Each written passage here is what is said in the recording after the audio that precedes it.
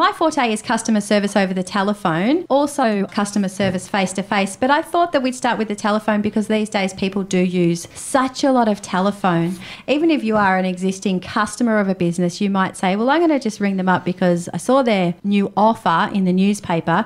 I'm just going to ring them up about that and double check or book myself in. Say it's a book in now, don't miss out. If I don't get good customer service on that telephone call and I've had a bad day, I might tend to roll it all together and things can pile up on me. So I want to explain some do's and don'ts about telephone technique. But I want to ask you ladies, do you think I should do do's first or don'ts first? Definitely the don'ts. Definitely first. the don'ts. Everybody's been saying the don'ts first. So here's my personal list of don'ts. If you're having a cranky day, don't answer your telephone. Really? Absolutely. Let answering machine get it.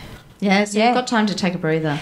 Absolutely. If you've felt under the pump all day or you've had a lack of sleep or somebody's woken you up too early, don't answer it. It will be okay. Let your answering machine get it. It's better that your answering machine with your nice, vibrant message that you took last Saturday while you were relaxed takes that call rather than you saying, hello, I can't help you right now. I'm with you on that, Jo. For women as well, we've got so many different hats on. So I once had a bank ring me. This is probably about 5 years ago. And my daughter had just done a tiny little bit of a milk vomit because babies do a lot of them. And the Commonwealth Bank rang me up and I can't even remember what they said to me, but I remember what I said to them. So I shouldn't have answered it. Yeah. You might be curious about who rang, but if you're in a situation, say you've got hands-free on your phone, traffic, or it's school pickup time, or you've decided to take your dog for a walk, or you're in the middle of meditating, don't answer it. This is for small businesses. If you've got a big business and you've got a staff member who's answering the telephone for you and they're having a bad day, get them off the switchboard. Yeah. Ask them if they're okay, what's happening to them, because it can come across very aggressive, a person on the other end of the telephone who's not having a good day. And you know, the interesting thing, Jo, is that you'll face a lot of customers that come that way to you. And as a business owner, you have to deal with that, but they don't have to deal with it as customers. If it's the other way, if it's Exactly you, right. they go to the next business. Yes. And that first impression is just crushed. That's right. And as customers, we can't really walk into a shop and say, you gave me bad customer service the other day. I don't want to deal with you. I want to deal with another customer service representative, because it's a small town. So we can have a shop that we've had some bad customer service with face-to-face or on the phone. The experience might have been so bad that we decide, I'm not going to go back in there anymore. So don't come to work if you don't want to be friendly, because if you don't have customers, you don't have a business. And as a manager of a shop or a business, it's your responsibility to make sure that your staff are doing what you've employed them to do. Don't let them answer their phone if they're judgmental about stuff. If they're feeling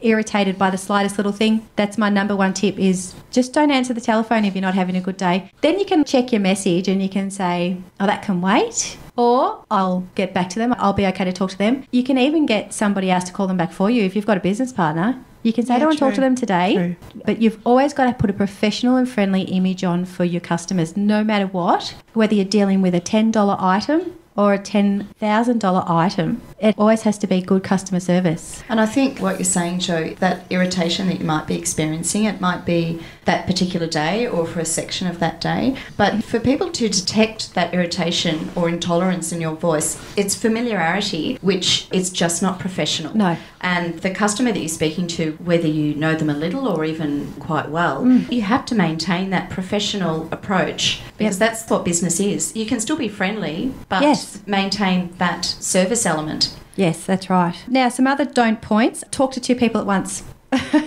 It's pretty unprofessional. You can do it in certain ways. You can say, excuse me, I've got to take this call. But that's another reason why maybe you shouldn't pick your phone up right now and answer it. Maybe you are You're dealing with somebody else. dealing with somebody else. You should always give your caller 100% of your attention. If you can't, apologise and explain. Say something like, I've only got one hand free at the moment, or I'm crossing a very busy road. At least create some small talk until you can find a position to have a quiet chat. And to focus properly. Absolutely. Be concise, be friendly, be direct, be efficient. If you can be efficient on the telephone, the caller gets a good feel for your business. You need to answer it. You need to say what the name of your business is. Good morning, good afternoon. Lets them know that you're on the ball you're looking at the clock. Perhaps you're going to take a message. You need to tell your boss that you took the message in the morning. So good morning, good afternoon, the business name, and you finish with my name is Joe. Because then that caller can go, oh, Joe, I'm ringing to speak to the boss. And you can say, well, the boss has just stepped out. You've just missed the boss. But you, as your own little business, come up with ways to treat your customers. You don't say, not here,